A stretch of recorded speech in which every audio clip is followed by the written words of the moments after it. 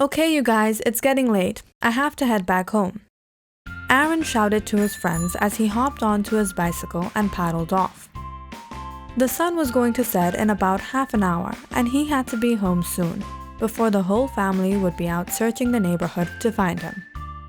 Aaron shook his head, remembering the last time he reached home just 20 minutes late.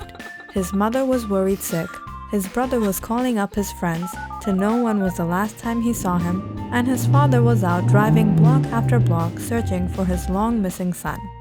20 minutes, and these people go crazy. Just then, he heard a noise coming from his side. It came from behind a building down a quiet path. It sounded like something dropping in water, something like a pond. He wasn't aware that there was a pond in this neighborhood. He turned his bicycle in a hurry to go find what was that noise. Wait, Mother is going to get a heart attack this time. All right, only 5 minutes and then I'll head back home, he whispered. He paddled down the old path and around the building to find no pond, but an old abandoned playground with a fountain still trickling drops of water in the middle. He strolled around the area and lastly stopped at the fountain. It was filled with shiny coins. He grabbed a few coins from his pocket, flicking each one with his thumb and making a wish. Will it come true? Of course not. These things are just bogus. I'm probably not going to get that new telescope, and also Mother is still going to go crazy when I get home. Aaron hurried back, reaching only 2 minutes late, and before he even rang the bell, Mother opened the door and squished him with a tight hug and pulled his cheeks. Where were you? I missed you. Are you hungry? Mother, let's go inside. Everyone is watching. Aaron squeezed through the space into the house, thinking, I'm 13 now, but when is Mother going to grow up? Aaron had his dinner and went to bed, thinking about that fountain and that new telescope he saw at the planetarium. He felt a little dizzy. Maybe it was from sleep. He closed his eyes and soon drifted off. Sometime later, he wakes up and suddenly, rubbing his eyes with one hand, he searched for his watch with the other next to him, only to grab something that seemed strange. Something like machinery, like buttons. He opened his eyes and found himself not on his bed, nice and snuggled in his blanket, but sitting strapped on into the cockpit of a spacecraft. He looked in front of him to see the stars dazzling. Aaron wished for a telescope, but this was even more awesome than anything he'd ever imagined. He was in space, in a spaceship. He reached out for the controls in front of him and hit the accelerator. And suddenly the spaceship doubled its speed. This was super awesome, until Aaron was drenched with a bucket of cold water. Wake up, loser, how long are you going to sleep? It was Aaron's brother. Aaron sighed. If only such a dream of space travel could come true, he would explore the whole solar system and see the planets up close. Unfortunately, we can only zoom around in our spaceship from planet to planet in our dreams. But if we want to know about the planets, Earth is the best place where you can do all of your research. The planets in our solar system all vary from color to size to their composition. But have you noticed the one similarity? They're all spherical. Have you ever wondered why the planets are not shaped like a pyramid, or cubes, or flat disks, or even like a block from Minecraft? Why are they all spherical?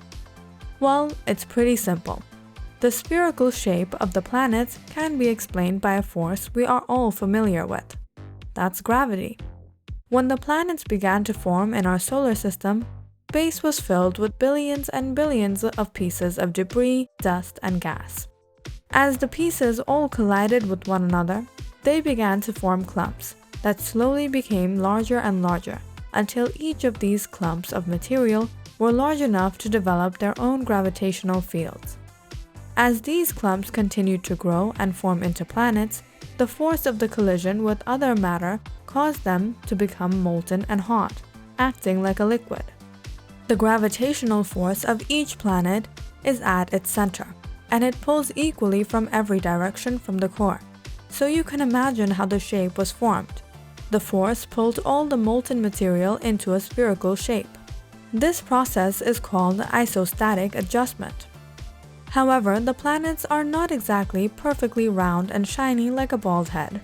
This is because they spin. The forces that are created by spinning work against gravity and cause the planets to bulge out around their equators.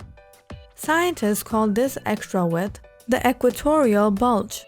So instead of being like a shiny nice marble, the planets are more like a squished baseball. Or are we getting it all wrong? Is our planet really a flat disk and not spherical? I know what you're thinking. There is a short answer and a long answer to that question. The short answer is no, and the long answer is no. But just what if it was true? What if those satellite photos of Earth as a sphere were all fabrications of a round Earth conspiracy orchestrated by NASA and other government agencies? Have you ever heard of the Flat Earth Society? With its ranks growing by 200 people per year since 2009, and the effort they have put forth in proving out their theory, as well as staunch defenses in media interviews, it seems like these people genuinely believe the Earth is flat. It's believed that we thought the Earth was flat until Christopher Columbus set us straight in 1492. But that's a misconception that most of us have. To be more historically accurate, many civilizations had abandoned flat Earth theories long before that. Like for example, when the ancient Greeks started to notice that the boats would disappear bottom first when sailing away. It is only recently that these modern claims have been made from individuals to small groups of people and then later developing as an organization when Samuel Shenton founded the International Flat Earth Research Society in 1956. NASA returned with photographs of the Earth taken from the Moon in 1969, but these were all rejected by the flat earthers, and by the 1990s the society peaked to over 3,500 members, and now like-minded individuals are finding each other on the net. Do not mistake these people to be a few nerds here and there creeping behind their computers at night. But many popular celebrities from NBA stars to famous musicians and quite a few more claim to support the flat Earth theory from around the globe. Now let's say that slowly.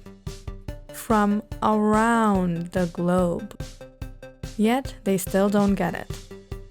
Remember that time when B.O.B. tried to convince Neil deGrasse Tyson that the Earth was flat? Living in the 21st century with even a little, if not a lot of scientific knowledge, or at least being armed with common sense, you might be thinking, this is all a joke. Can they be serious? How could this be psychologically possible? Or are some of you skeptics already? Now, let's take a brief tour of the worldview of a flat earther. To start with, these people are writing against bucket loads of concrete evidence that Earth is spherical. And they are ready to accept a whole laundry list of propositions that some would call absurd.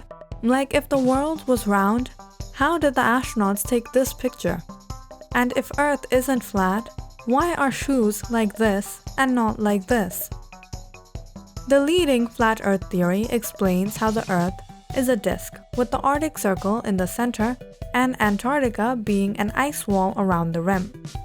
Circumnavigation is not around the globe, but really just a flat circle path over the disk. Earth's day and night cycles are explained by positioning the Sun and the Moon as spheres that move in circles above the plane of the Earth. These celestial spheres illuminate different parts of the planet over a 24-hour cycle, something like a flashlight or a spotlight at a page.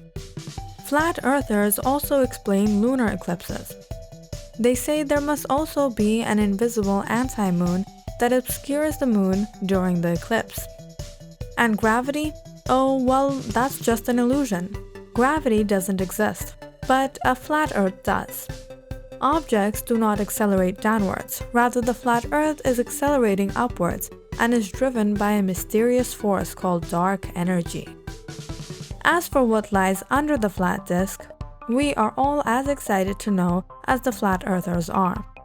This is unknown, but most of the flat earthers believe it is composed mostly of rocks.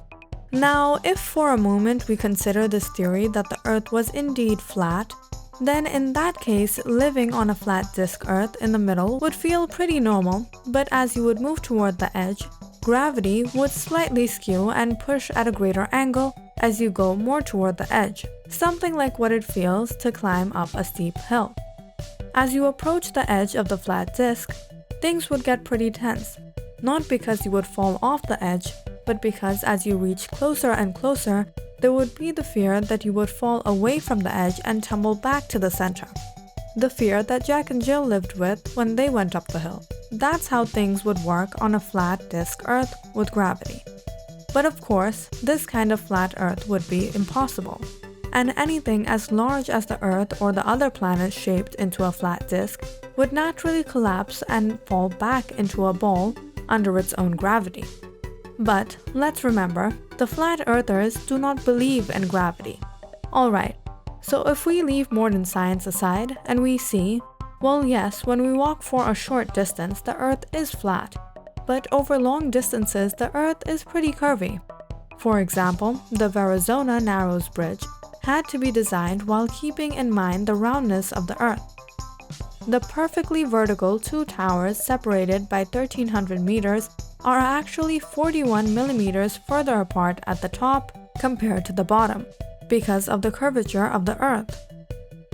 But nonetheless, with even all the photos and videos due to space exploration, flat earthers persist in their views that the Earth is indeed flat. So are these people real? Maybe not most of them, but some of them? Poe's law fits perfectly in this case. That explains that parody at extremism and sincere extremism is difficult to distinguish. Flat earthers are quite clever, but their explanations seem only to be excuses made up on the spot whenever they are faced by one of us, and only focus on one point and does not consider the others, just to prove that their theory is correct and ours are wrong. But why? Do these people really believe? Or is this just an ego problem they have with round earthers? Alright, I believe you. We know the Earth is flat. But if the sun is a star, then why isn't it like this?